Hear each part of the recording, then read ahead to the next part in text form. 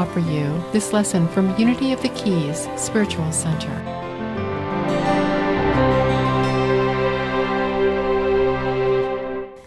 Stardust in everyone.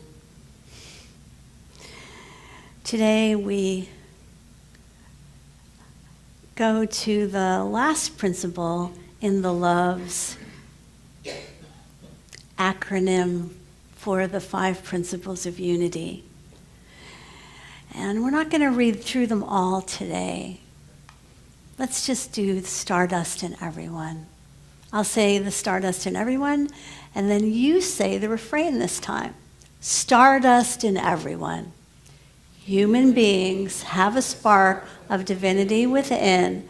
Their very essence is of God, and therefore are also inherently good. So today, we celebrate our basic goodness, our authentic, primordial state of being made in the image and likeness of God, Goddess, all that is. Each one of us is an original divine masterpiece worthy of respect, kindness, and love. Jesus taught us to love one another, to love our enemies, to bless those that curse us, and he embodied that kind of love everywhere he went. He was reaching out to the woman at the well, which was against the rules. He was unable to keep people out of his circle of love. He was being called a glutton and a sinner and a rascal all the time because he was associating with and helping to heal people that were not of the right sect, clan, or social status. His incredible and immense generosity of spirit calls us to celebrate each other, our one human family, to give the love that we are, to share the generosity that we know we have in limitless supply. But in times of great confusion and suffering, in these turbulent times, it can be difficult to feel like giving, to feel loving. When we ourselves are disturbed or impoverished, hurt, sick, or worried, how can we reach out to the beloved community? We can't give from an empty bank account. We can't heal from our own sickbed. So what do? We have to begin within. The most unselfish thing you can do today is to commit to self-love, self-nurturing, and self-care, to honor the unique you that you are in this lifetime and nobody else is. By connecting to our own basic goodness through this radical act of self-care first, through meditation, through taking time to pray, through healthy eating, through rest, relaxation, exercise, dancing, surrounding ourselves with friends and family that nurture us, all these things, we begin the process of feeling, being, and touching our Christ nature. On the November cover of Unity magazine is my friend Mickey Singer. I was so excited to see his sweet face. And these words: achieving awareness is relax, release, repeat. The 3 R's. Relax, release, repeat. One more time. Relax, release, repeat. The really important 3 R's. So you may know that Michael Singer is the author of The Untethered Soul, and also a book about his life called The Surrender Experiment. And what he teaches is that learning and practicing being untethered to the likes, dislikes, opinions, and happenings of our own ego and our society takes constant vigilance. To be free of compulsions, habitual negative thoughts that cause us a certain kind of pleasure, but then mess us up in the long run. To be able to discern, what is just a superficial pleasure from something that's beneficial is an attainment. Not that pleasure is bad, not that our opinions are wrong, but our attachment to it, our obsessions are not necessarily good. It's like we were talking about last week. It could be good, it could be bad. All we can really say for certain is, in every moment, we have a choice. How we think about it, how we feel about it, and how we act. And in developing that choice, it really does begin with taking time to check in, to know how I'm feeling, what's triggering me, what's going on with me. One of the things I really love about the second book of Mickey Singer, the Surrender Experiment, is because I knew him during that time period as a yogi, as a spiritual companion on the path, and I never once saw him really struggling with those ridiculously, to me, which seemed in the book, monumental conflicts. Actually, I never knew he went through any of that till I read the book. Because of his complete commitment to surrender it all. Really, to take everything to the yoga mat, to take everything into meditation, every little annoyance and every big fear. One thing in particular I thought was hilarious is a story that he tells about coming back to this property that he owned and seeing that somebody had begun to build a hut, like a meditation hut, a tiny little dwelling, like a tiny house, so they could live there without his permission. I mean, can you imagine that? How annoyed he was? He didn't want anybody living on his land. Well, they were already there. They had been there for some time. And still, he thought that was really obnoxious. I mean, his mind was just going into all these places. And then he went and he meditated for a long time. And then he came back and helped him finish the build. Now that's surrender. And he says that he never would have anticipated how beneficial that little dwelling place became to so many people for so long, for so many years. I mean, how many of us could surrender our opinions about that? I know I couldn't have. I know I just couldn't have, So that depth of awareness, to really trust divine orders working in my life through this dwelling that I never wanted on my land, that's surrender.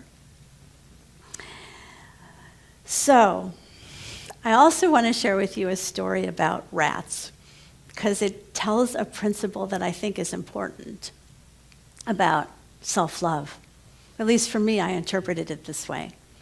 So there was a study done by some researchers who wanted to know how much cholesterol would it take to give rats heart disease. Because they're always doing experiments on rats that they can't do on humans, right? To kind of infer that then this is the amount of cholesterol that would cause heart disease in humans. I don't know how they can make that leap from rats to humans, but they do it, right? So this was very complicated to publish this study because there was a small group of rats that never developed heart disease. And so they went back and they looked at everything about this particular group of rats.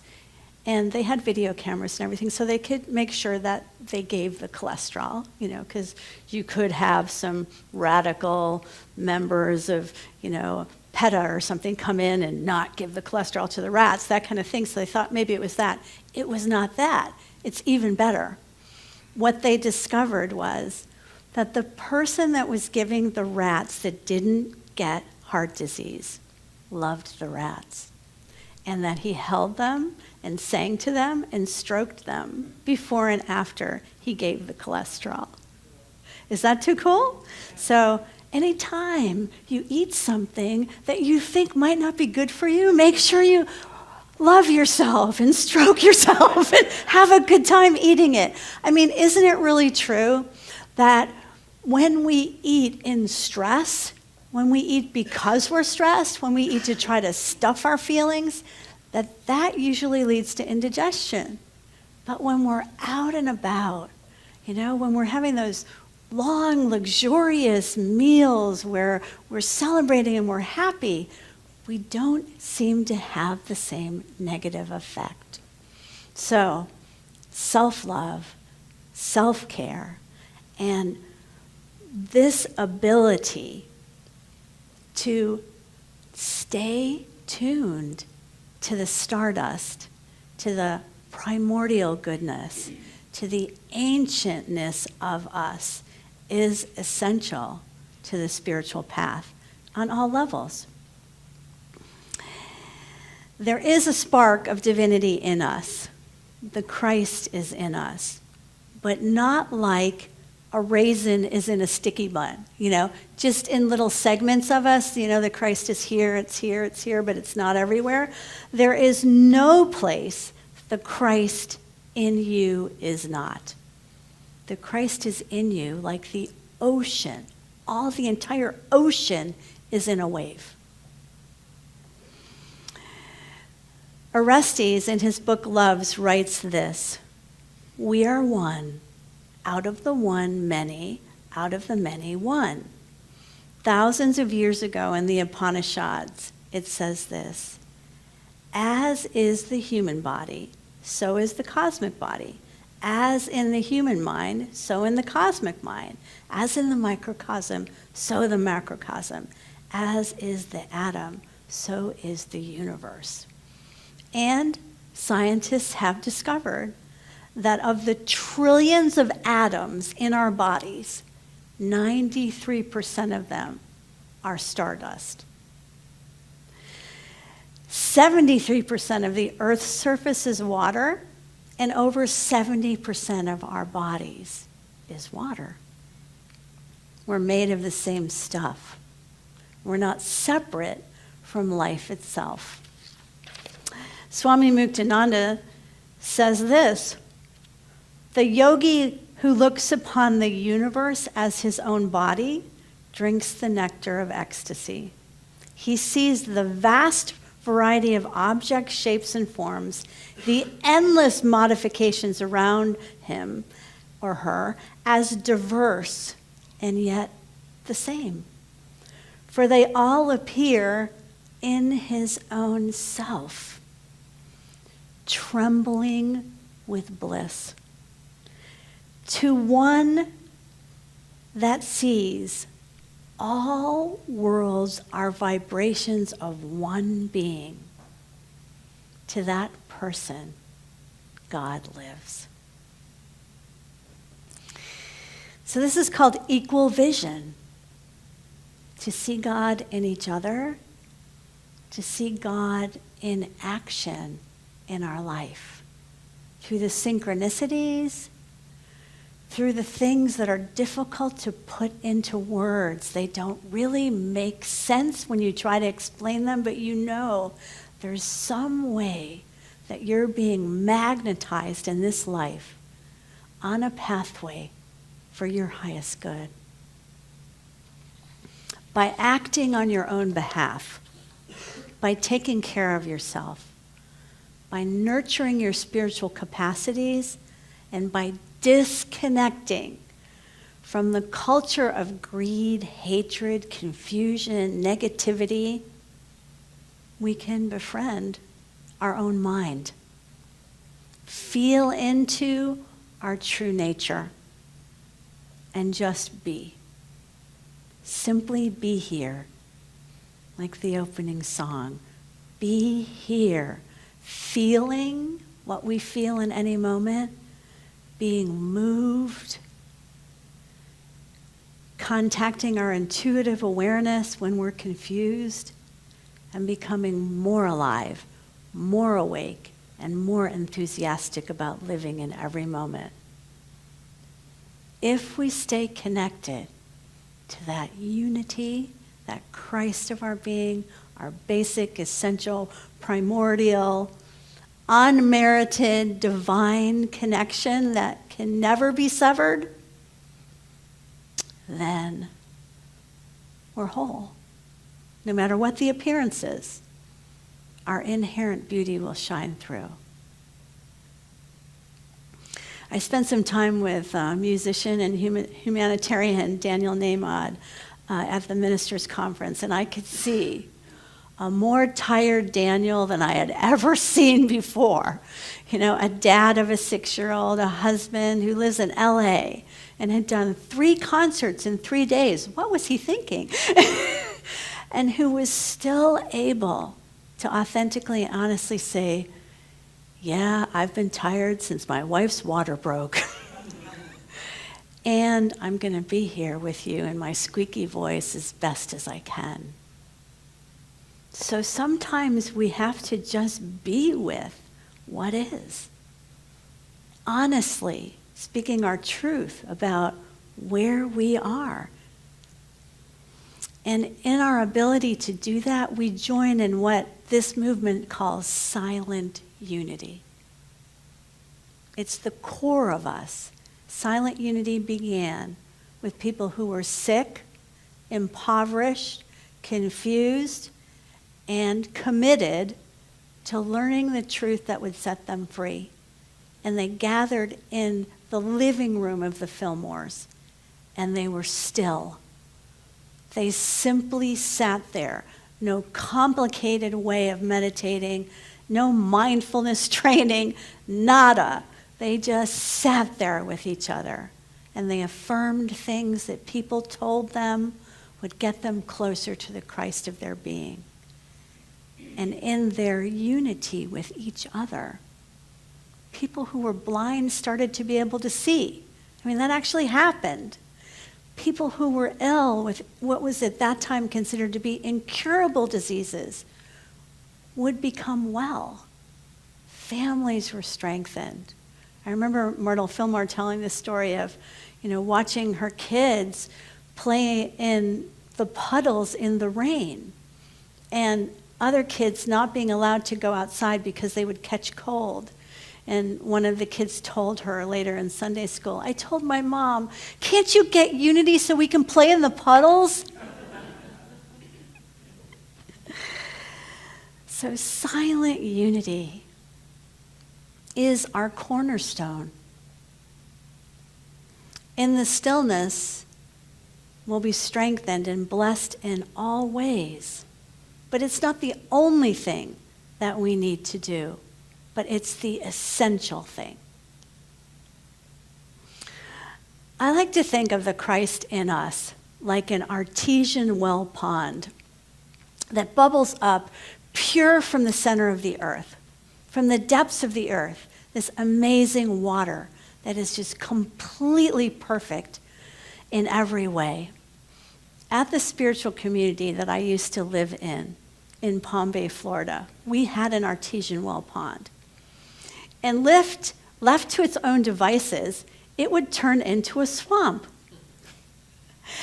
In 1 year's time, the artesian well pond would be all filled up with frogs' eggs, and snakes and lizards would use it as their nesting place, and all this seaweed would be over it, and it would be what we call in the South a bog. And so we would have to clear it out if we wanted to swim in it. So once a year, in the spring, we would put on our rubber boots and our worst clothes that we didn't care about, and we would pray fervently the rattlesnakes and vipers, we mean you no harm, please go away prayer. And we would get into this pond and we would pull out all the poop and all the seaweed and all the goop until we could see our feet. And it was clear for some time. But we had to keep it up or it would go back to the way that it was. And it's the same with us. We have to keep working on uncovering the Christ that is the spring of pure consciousness within us. It never goes away, but we have to stop and look and listen to it. We have to cultivate that connection. We have to clean out all the stuff that gets in the way. Feelings come, feelings go. Negative thoughts come, negative thoughts go. People can be challenging to love. Relax, release, repeat. Together, relax, release, repeat. Life is too short and life is too long to waste our time on trivial, inconsequential opinions, situations. Rest, release, repeat. I behold the stardust in you.